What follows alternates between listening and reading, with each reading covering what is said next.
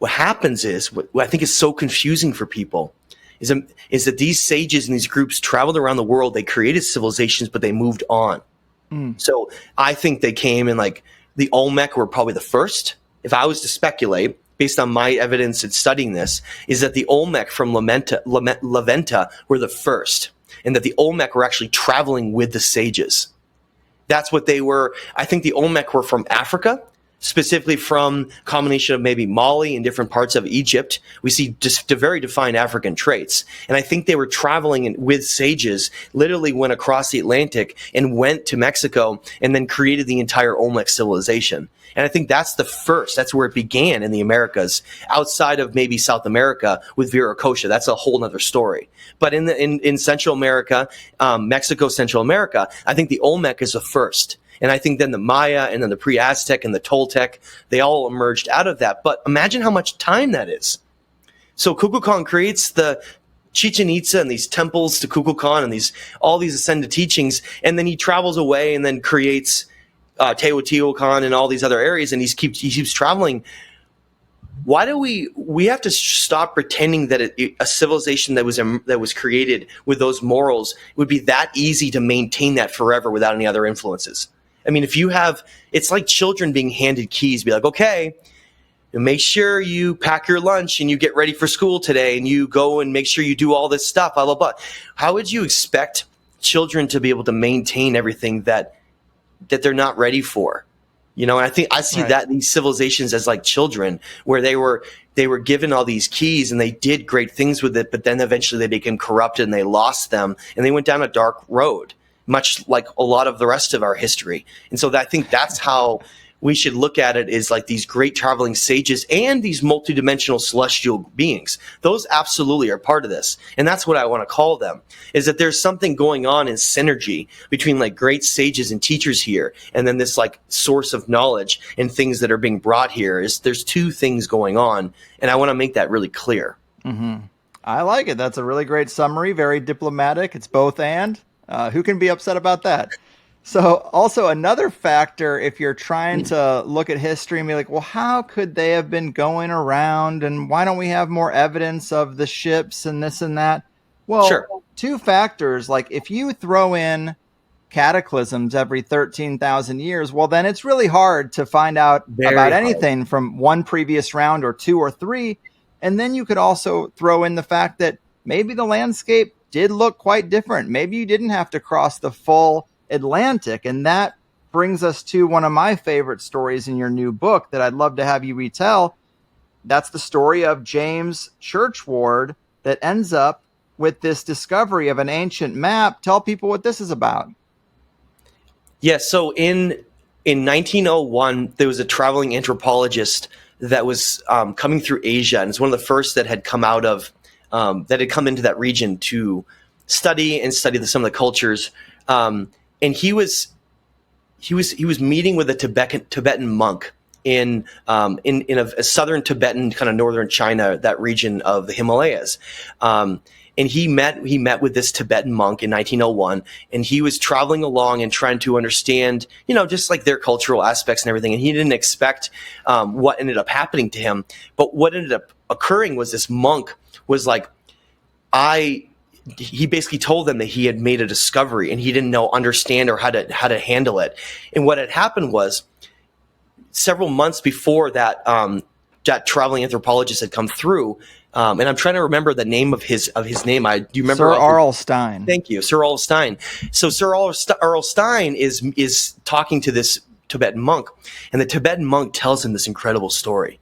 He tells him that while they were maintaining some of these ancient libraries called the Library of 1,000 Buddhas. It's called, okay, the Library of 1,000 Buddhas, and there's these caves that are basically honeycombed into this ancient mountain in the Himalayas.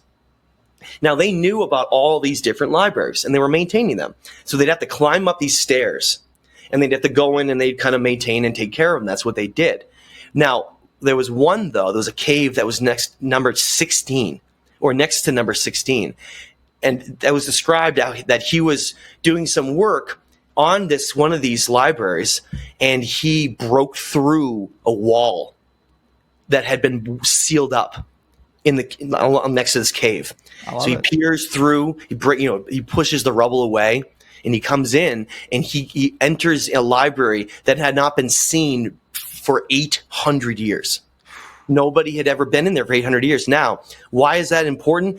Paper records only last 500 to 1,000 years. That's it. And wood doesn't last very long at all unless it's buried and somehow preserved, in other processes. But paper is wood. They're both part of that same organic component, and they don't last very long. So the only reason this library was able to be maintained was it was sealed off, and that region is so dry and arid that no moisture could get in, and so these records were preserved. So R.L. Stein comes in, he's looking around, he finds writings and ancient texts from all over the world. He sees what we know of as Chinese Mandarin. He sees Vedic texts. He sees texts from Mesopotamia. He sees all these incredible texts, but one in particular catches his attention. One of them is a map. It's a map that was drawn. Yeah, there's the map, and he actually recreated it based on seeing it. So he had to try to copy it over. It's not the original map, but it's a copy of the one that he saw. So R.L. Stein takes this map and he recreates it in his journal. And in that map, it's the only map that we have today that really exists from the ancient world. And I mean like bar none. We don't really have any other maps like this that depict in very specific ways, actually, though. I love that you brought that up. It says that Atlantis is a global civilization that stretches from Mexico, from the Maya, all the way to the Mediterranean, which is like exactly what we're seeing lining up now. That's the first thing. Remember, that map was discovered in 1901, but that map is far more ancient than that. Again, that map is over 800 years old. So now we have to imagine that. So that Atlantis is shown there, and it shows it as existing at the time. Existing. Meaning the map was created when Atlantis was around.